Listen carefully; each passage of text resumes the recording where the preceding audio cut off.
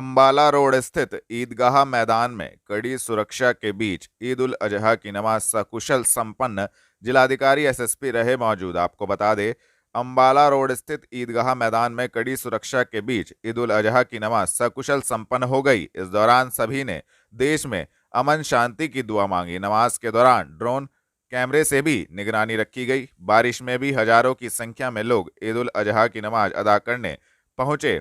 नमाज के दौरान जिलाधिकारी doctor Dinesh Chandra, SSP doctor Vipin ताड़ा एवं एडीएम-एफ भी मौजूद रही। इस दौरान सभी ने ईद उल अजहा की वहां पर पहुंचे लोगों एवं छोटे छोटे बच्चों को शुभकामनाएं दी। जनपद सहारनपुर वासियों को मैं जिलाधिकारी सहारनपुर ईद उल अजहा की हार्दिक शुभकामनाएं देता हूं और सभी से अपील करता हूं कि आपके द्वारा जिस संयम और सहयोग के साथ ईद की नमाज अदा की है, वह निश्चित रूप से एक सराहनीय प्रयास है। साथ ही एक अनुरोध और है कि आप जो कुर्बानियाँ दें तो जो जायज़ कुर्बानी है उसी के अनुसार कुर्बानियाँ दें, खुले में कुर्बानी ना दें और जो वेस्ट है उस वेस्ट को समय से नियमानुसार निस्तारण करें। धन्यवाद। हार्दिक शुभकामनाएं। जिला अस्पताल में भीम आर्मी संस्थापक चंद्रशेखर आजाद से मिलने पहुंचे बीजेपी नगर विधायक एवं अन्य पदाधिकारी। आरएलडी राष्ट्रीय प्रवक्ता ने भी जाना हाल। आपको बता दें, देवबंद में बुधवार को भीम आर्मी संस्थापक चंद्रशेखर आजाद एक कार्यक्रम से होकर सहारनपुर लौट रहे थे, जिन पर सहारनपुर लौटते समय अज्ञात बदमाशों द्वारा हमला किया गया, जिसमें वह घायल हो गए थे। इलाज हेतु चंद्रशेखर आजाद को जिला अस्पताल में भर्ती कराया गया है, जहां पर अब वह खतरे से बाहर हैं और सभी लोगों से मुलाकात कर रहे हैं। तो वहीं उनका जिला अस्पताल में इलाज जारी है। इसी क्रम में आज सुबह आरएलडी राष्ट्रीय प्रवक्ता मनीषा अहलावत एवं बीजेपी नगर विधायक राजीव गुंबर, महापौर डॉक्टर अजय सिंह, पूर्व सांसद राघव लखनपाल शर्मा, महानगर अध्यक्ष राकेश जैन चंद्रशेखर आजाद से मिलने पहुंचे और उनका हालचाल जाना तथा इस दौरान उन्होंने कहा कि हम उनके जल्द स्वस्थ होने की ईश्वर से प्रार्थना करते हैं और उनके ऊपर जिन भी लोगों ने हमला किया है उन्हें कतई भी बख्शा नहीं जाएगा। कड़ी से कड़ी कार्रवाई अपराधियों पर की जाएगी। मनीषा जी, आप शेखर जी से मिली हैं, क्या कुछ तबीयत कैसी है उनकी, क्या कुछ बताया? देखिए, बहुत एक दिल को सुकून मिला कि भाई बिल्कुल ठीक हैं, सकुशल हैं। अभी स्वास्थ्य में सुधार की ज़रूरत है तो आराम ज़रूरी बताया है, आराम तो करेंगे। और अब उनकी जो हमलावर थे उनके बारे में कुछ पता चला? पुलिस ने पकड़ा नहीं पकड़ा? अभी तो कुछ पता नहीं लगा है। अब आप लोग आगे कैसे भीम आर्मी के साथ रहेंगे, क्या है? देखिए, हम तो एक बहन के नाते मैं तो अपने भाई की देखने आई थी। इस वक्त मैं राष्ट्रीय प्रवक्ता हूँ लोकदल से, राष्ट्रीय लोकदल से, तो हम सभी बहुत चिंतित थे और एक बार अपने आँखों से देखना चाहते थे कि वो ठीक हैं और वो देख के बहुत अच्छा लगा। लेकिन एक चिंता बनी रहेगी कि इस तरह का हमला हुआ कैसे और क्या आगे इसे रोक पाने में हमारी सरकार कामयाब रहेगी, क्योंकि अभी तो हमलावरों का पता ही नहीं लगा पाए हैं। और 2 साल से चंद्रशेखर भाई ने एप्लीकेशन दी हुई है सुरक्षा के लिए, वो इनको नहीं दी गई। आप देख रहे हैं देश में किन किन लोगों को सुरक्षा मिली हुई है, लेकिन जिन्हें ज़रूरत है उन्हें नहीं दी जा रही है। तो ये बहुत चिंता की बात है। शेखर जी से भी आपकी काफ़ी लंबी वार्ता हुई, क्या कुछ विशेष कहा हो? देखिए, हमें लगता है कि वो बहुत आगे जाएंगे। करोड़ों लोगों की उम्मीद है, करोड़ों लोगों को न्याय दिलाने का वो काम करेंगे, कर रहे हैं। तो हम तो इसी एक जो उम्मीद होती है लोगों की, वो नहीं बुझनी चाहिए। तो ये तो सरकार का दायित्व है। जब 2 साल से एप्लीकेशन दी हुई है सुरक्षा के लिए, तो वो क्यों नहीं दी गई, ये एक बहुत बड़ा सवाल है। और उनको पता था, 3 महीने पहले भी उन्होंने बताया है। सभी जो यहाँ के अधिकारी हैं उनको भी पता है, लेकिन उनके भी हाथ बंधे हुए हैं, बता रहे हैं। जब तक ऊपर से संदेश नहीं आएगा वो भी इनको सुरक्षा नहीं दे पाएंगे। तो ये जो हमारे ऊपर मुख्यमंत्री हैं, प्रधानमंत्री हैं, ये इनके सोचने की बात है कि एक इतना बड़ा नेता है, करोड़ों लोगों के लिए जो एक उम्मीद है, क्या उसकी सुरक्षा मायने नहीं रखती एक अभिनेत्री के मुकाबले? राजीव जी, आप अंदर मिलने गए थे तो क्या पोजीशन है? हम लोग आज माननीय चंद्रशेखर जी का स्वास्थ्य पता करने के मैं महानगर अध्यक्ष जी, आदरणीय राघव जी, आदरणीय मेयर साहब, सब लोग गए थे। निश्चित रूप से हमारे शहर के प्रतिष्ठित व्यक्ति हैं वो, और जो भी घटनाक्रम है वो दुखद है, और हम उनका हालचाल पूछने आए थे। उनका स्वास्थ्य ठीक है और प्रभु चरणों में प्रार्थना है कि उनका स्वास्थ्य अच्छा रहे, ये हम सबकी कामना है। कोई बता रहे थे कि अभी कुछ इन्फेक्शन वगैरह की? नहीं, ऐसा कोई जानकारी ना सीएमओ साहब के द्वारा दी गई और ना माननीय चंद्रशेखर जी के द्वारा दी गई कि उन्होंने भी कहा कि मेरा स्वास्थ्य ठीक है। कब तक कह रहे हैं डिस्चार्ज करने? अभी ये तो देखिए, ये डॉक्टरों का अपना मत होता है, उसमें हम लोग कोई हस्तक्षेप करें वो ठीक नहीं। जो इनके ऊपर गोली कांड हुआ उसके बारे में कुछ कहेंगे? कानून अपना काम करेगा, और कानून उनके ऊपर गोली किसी ने चलाई है वो निश्चित रूप से जेल जाने चाहिए, और ये जेल जाएंगे। लगातार रात उनके द्वारा कहा गया है कि बीजेपी के द्वारा ऐसा कराया गया। नहीं, उनके द्वारा हमारी जानकारी में ऐसा कोई स्टेटमेंट नहीं, और ना भारतीय जनता पार्टी को कार्यकर्ता या कोई व्यक्ति ऐसा काम कर सकता है। धन्यवाद। जिला अस्पताल में भीम आर्मी एवं आजाद समाज पार्टी काशीराम ने किया धरना प्रदर्शन। भीम आर्मी कार्यकर्ताओं ने भेजी एम्बुलेंस वापस। आपको बता दें, देवबंद हमले में घायल हुए भीम आर्मी संस्थापक एवं आजाद समाज पार्टी काशीराम प्रमुख चंद्रशेखर आजाद जिला अस्पताल में बुधवार को भर्ती हुए थे, जिनको आज जिला अस्पताल के डॉक्टरों द्वारा डिस्चार्ज कर दिया गया। लेकिन भीम आर्मी कार्यकर्ताओं ने इस बात को लेकर हंगामा कर दिया कि आरोपियों की गिरफ्तारी किए बिना चंद्रशेखर आजाद को डिस्चार्ज किया जा रहा है, और उसके बावजूद कोई भी कार्यवाही प्रशासन द्वारा अभी तक नहीं की गई है और उनको अभी कोई आराम नहीं लगा है, जिसको लेकर उन्होंने जोरदार धरना प्रदर्शन किया और वहां पर खड़ी एम्बुलेंस को भी वापस लौटा दिया। मेरा नाम राजन गौतम है। आप प्रदर्शन क्यों कर रहे हैं? यहाँ पूरे देश के बहुजन समाज के सबसे बड़े लीडर भाई चंद्रशेखर आजाद को गोली लगी है। उनकी सुरक्षा को लेकर ना सरकार सीरियस है और ना ही पुलिस प्रशासन। फिलहाल आप प्रदर्शन इसलिए कर रहे हैं, भाई की हालत अभी नाजुक है। कल गोली लगी और आज छुट्टी हो जाएगी, ऐसा कैसे हो सकता है? पुलिस प्रशासन ने ना दोषियों को गिरफ्तार किया, ना उसका खुलासा हुआ कि हमलावर कौन थे। जब तक हमलावर गिरफ्तार नहीं होते उसका खुलासा नहीं होता, और भाई को डॉक्टर साहब यहाँ से सर्टिफिकेट नहीं देते कि बिल्कुल ठीक है, तब तक उन्हें यहाँ से छुट्टी नहीं कराई जाएगी, तब तक हम यहीं बैठे रहेंगे।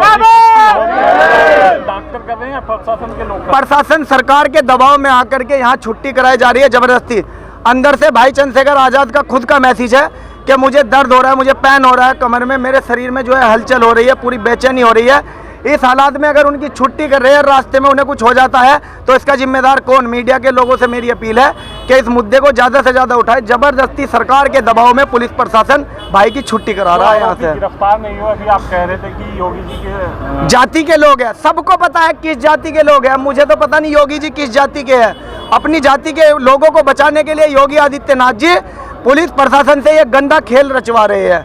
तो जब तक उनका खुलासा नहीं होता और भाई ठीक नहीं हो जाते, यहाँ से हम लोग नहीं उठेंगे। कप्तान साहब से बात हुई, उन्होंने क्या कहा? कप्तान साहब ने कहा या तो भीम आर्मी इस जिले में रहेगी या कप्तान रहेगा, जिसमें हिम्मत है मेरा तबादला करा के दिखाओ। कप्तान साहब के बोले। इस बात पे कहिए कि बात हो रही थी, हमने कहा भाई ये पीड़ित है, इनके घर से लड़की गायब है, इन्हें न्याय नहीं मिल रहा, कि तुम कौन हो? हमने कहा भीम आर्मी के प्रदेश अध्यक्ष के बाहर निकलो, बाहर निकलो। इस बात पे तू मैं हो गई, हम लोग भी ज्यादा बहसने लगे, वो भी बहसने लगे। तो कप्तान साहब आग बबूला होकर के कहते हैं, क्यों कहते हैं?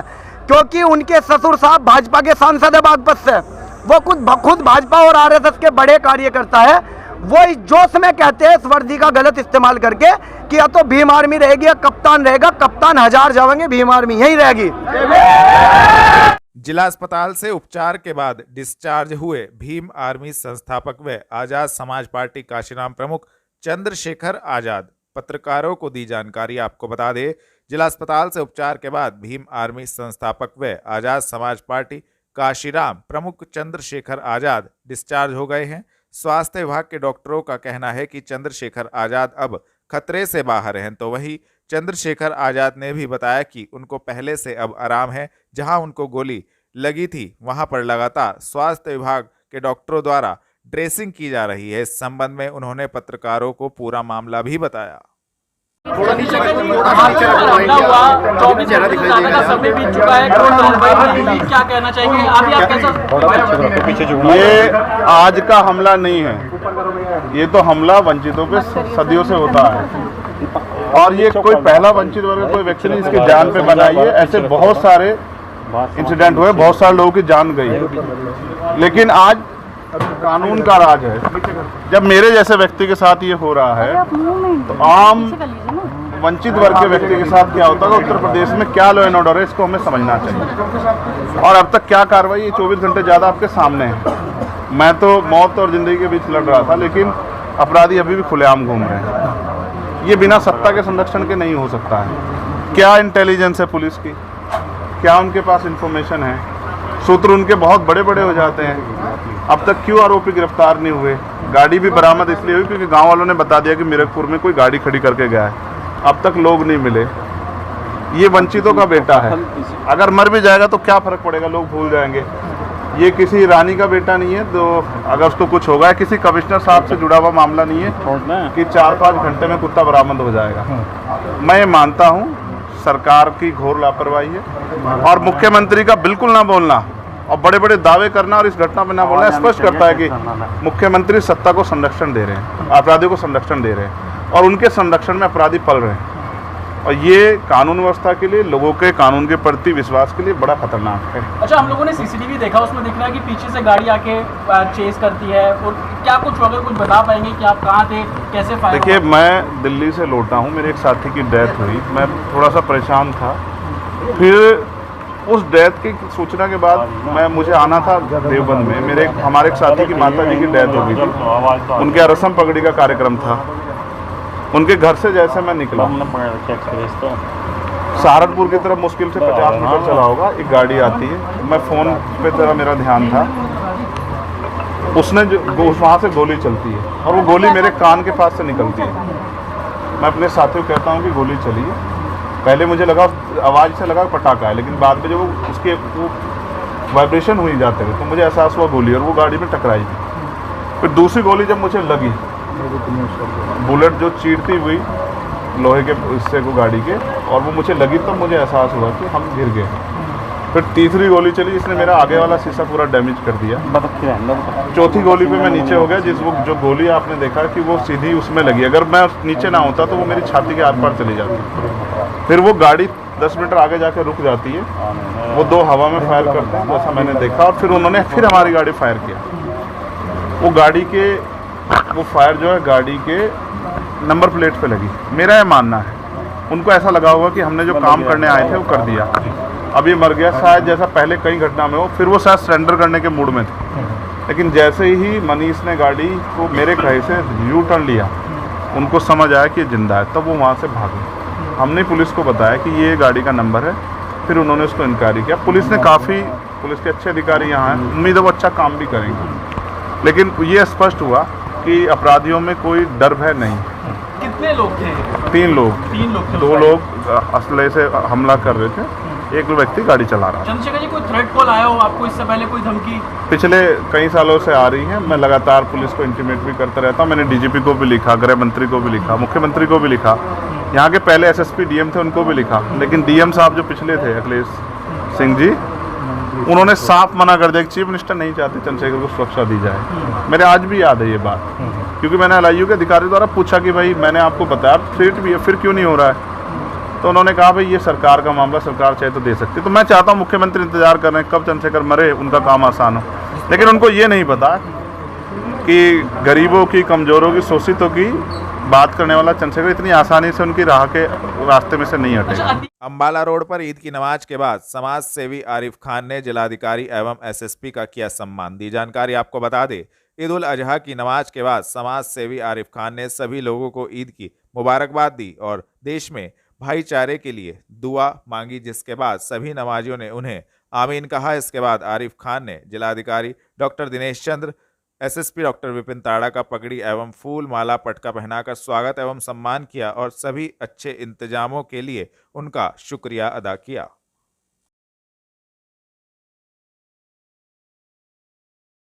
जी, आपका नाम और आज क्या सम्मान किया आपने? मैं आरिफ खान बिन अब्दुल हफीज़, समाज सेवी। आज ईद का दिन है, सभी देशवासियों को ईद की शुभकामनाएं।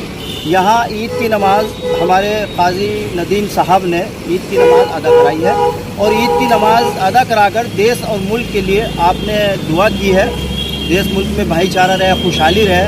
और फिर नमाज के बाद हमने डीएम साहब को और कप्तान साहब को फूल माला और पगड़ी पहनाकर उनका शुक्रिया अदा किया है। ये ईद पे बड़ी अच्छी व्यवस्था साफ सफाई रही है और हमें उम्मीद है आगे कावड़ पे भी आप जो है अच्छी व्यवस्था करोगे। हमने इसलिए उनको सम्मान किया है, यहाँ उनका पगड़ी पहनाकर उनको जो है वो शुक्रिया अदा किया उनका। पेपर मिल रोड स्थित आईपीटी सभागार में लघु उद्योग भारती के द्वारा प्रेस वार्ता की गई। आयोजित दी जानकारी आपको बता दें, पेपर मिल रोड स्थित आईपीटी सभागार में लघु उद्योग भारती के द्वारा एक प्रेस वार्ता का आयोजन किया गया, जिसमें उनके द्वारा जानकारी दी गई कि लघु उद्योग भारती सहारनपुर द्वारा भारतीय प्रौद्योगिकी संस्थान आईआईटी रुड़की के साथ मिलकर सहारनपुर के उद्योगों को सुदृढ़ बनाने एवं उद्यमिता के विकास के लिए एक प्रयास किया जा रहा है, जिसके लिए संविद भागिता सुनहरे कल के लिए कार्यक्रम का आयोजन 6 जुलाई 2023 को आईपीटी सभागार में किया जाएगा, जिसको लेकर संबंधित जानकारी दी। आज किस चीज़ के लिए प्रेस वार्ता की है? मैं सुधाकर अग्रवाल, लघु उद्योग भारती हमारी जो लघु उद्यमियों की संस्था है उसके द्वारा एक ऐतिहासिक कार्य किया जाने वाला है। 6 जुलाई को आईआईटी रुड़की के सहयोग से लघु उद्योग भारती एक कार्यक्रम करने जा रही है, जिसमें कि एक MOU साइन किया जाएगा इंडस्ट्रीज जो हमारे मेंबर्स हैं और आईआईटी के बीच में। उसमें जो हमारे लघु उद्यमी हैं उनकी जो बहुत सारी समस्याएं हैं जिसकी वजह से वो उतने कम्पिटिटिव नहीं हो पाते हैं या उनको प्रोसेस उतना स्मूथ नहीं है, तो उसको कैसे और एफिशिएंट बने, जैसे कैसे उनकी वेस्टेज कम हो, प्रोडक्टिविटी इम्प्रूव हो, नई टेक्नोलॉजी का इस्तेमाल हो, उसकी जानकारी और उसका इस्तेमाल के बारे में उनको मार्गदर्शन मिले। इसके संबंध में जो है हमारा रुड़की आईआईटी के साथ सहयोग के एक वो तय हुआ है, जिसमें कि वो हम लोगों के हर वर्ष कम से कम 5 इंडस्ट्रीज़ की समस्याओं के ऊपर फोकस करेंगे, उनके समाधान उनको उपलब्ध कराएंगे। और इस कार्यक्रम में 6 तारीख को हमारा AGM भी है लघु उद्योग भारती की, जो आईआईटी सहारनपुर कैंपस। इंडस्ट्री को कैसे फ़ायदा होगा इससे? इंडस्ट्रीज़ को इस तरह से फ़ायदा होगा कि उनको जो नई टेक्नोलॉजी है उनके क्षेत्र में जो उपलब्ध है उसके बारे में उनको पूरी जानकारी मिलेगी और उस टेक्नोलॉजी को वो अपने यहाँ किस तरह से इस्तेमाल कर सकते हैं उस बारे में पूरा उनको मार्गदर्शन मिलेगा। उनका हाथ पकड़ के उनको उसको जो है समाधान उनको उपलब्ध कराया जाएगा आईआईटी के विशेषज्ञों द्वारा। और इसी मौके पर हमारा 6 जुलाई को वहाँ पर AGM भी होगी लघु उद्योग भारती की, जिसमें हमारे मुख्य अतिथि जो हैं वहाँ आईआईटी रुड़की के डायरेक्टर आदरणीय कमल किशोर पंत जी एवं हमारे मंडलायुक्त महोदय डॉक्टर रिकेश भास्कर यशोद जी एज मुख्य अतिथि हमारे शामिल होंगे, हमें आशीर्वाद प्रदान करेंगे। और आईआईटी के कुछ प्रोफेसर्स, डीन वो वहाँ पर हमारे शामिल होंगे उस कार्यक्रम में और हमारे सभी लघु उद्योग भारती के उद्यमी वहाँ पर। Thank you. जिला अस्पताल में राष्ट्रीय लोकदल का एक प्रतिनिधिमंडल भीम आर्मी संस्थापक चंद्रशेखर आजाद से मिला। जाना हाल दी जानकारी आपको बता दे, राष्ट्रीय लोकदल का एक प्रतिनिधिमंडल रालोद सुप्रीमो जयंत चौधरी के निर्देश पर भीम आर्मी संस्थापक चंद्रशेखर आजाद से उनका हालचाल जानने के लिए जिला अस्पताल पहुंचा। प्रतिनिधिमंडल में राष्ट्रीय लोकदल के विधायक मंडल के नेता, पूर्व विधायक, क्षेत्रीय अध्यक्ष, जिला अध्यक्ष एवं अन्य पदाधिकारीगण एवं कार्यकर्तागण शामिल रहे। सहारनपुर पहुंचे, आपका परिचय और क्या आज मिले चंद्रशेखर से, क्या बात? परिचय बताऊं मैं पहले अपना। मैं शामली से सदर विधायक हूं और आदरणीय चौधरी जयंत सिंह जी के निर्देश पर हमारे क्षेत्रीय अध्यक्ष जी योगेंद्र जंदेरी जी के नेतृत्व में और हमारे जो विधानमंडल दल के नेता हैं राजपाल बालियान जी, उनके नेतृत्व में हम सभी लोग यहाँ आए हैं और आज आदरणीय चंद्रशेखर जी से मिले। उनकी हालत अब ठीक है, लेकिन इस सरकार को शर्म चाहिए। बड़ी घटना हुई है, दुखदायी घटना है। एक तरफ तो ये दुहाई देते हैं, बड़ी बड़ी बातें करते हैं और कानून व्यवस्था की, लेकिन दूसरी तरफ इस प्रदेश में कानून व्यवस्था फैल हो चुकी है।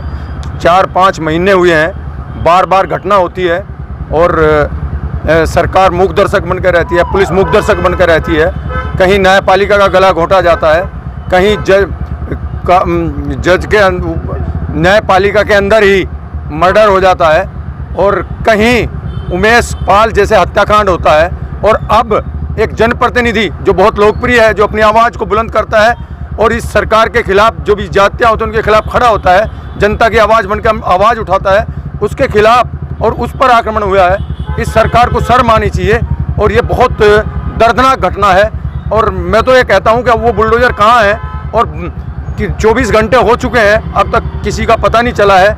और यदि पता चले तो अब देखते हैं कितने बुलडोजर चलेंगे। इंसाफ मिलना चाहिए। क्या उम्मीद है कि उसको क्या मान के चलेंगे, इस घटना के पीछे क्या हो सकता है? देखो, पता नहीं चलता घटना के पीछे। जब आदमी राजनीति में आता है तो उसकी एंटी इनकम्बेंसी पैदा होती है और मेरे विचार से वही कारण है, कुछ ना कोई राजनीतिक कारण है। इस सरकार को तो एक जांच का विषय है, शासक और प्रशासक देखेंगे। लेकिन पहले भी हमला हुआ है इनके ऊपर, लेकिन मैं तो ये कहता हूँ कि कितनी शर्मनाक बात है। एक आम व्यक्ति कैसे सुरक्षित रह पाएगा जब एक जनप्रतिनिधि सुरक्षित नहीं है? यहाँ पर कैसे आवाज़ उठा पाएंगे? ये शर्मनाक घटना है। अरे योगी सरकार से क्या उम्मीद करते हैं आपके, क्या इस घटना में? भाई योगी सरकार की उम्मीद तो आप लोग बता सको, पर मैं तो ये देख रहा हूँ, अभी पिछला सेशन चल रहा था, उसी टाइम उमेश पाल की हत्या हुई थी और उस टाइम से बाद में हर दूसरे तीसरे महीने कोई ना कोई ऐसा कांड हो रहा है। क्या उम्मीद करेंगे इस सरकार से? इस सरकार की उम्मीद तो जनता इन्हें जवाब देगी। 24 आने वाला है और फिर 27 आने वाला है। ये तो जनता को जवाब देना है। ये तो आदरणीय मुख्यमंत्री जी कुछ करो, इस कानून व्यवस्था को सुधारो, नहीं तो जनता सड़क पर आ जाएगी।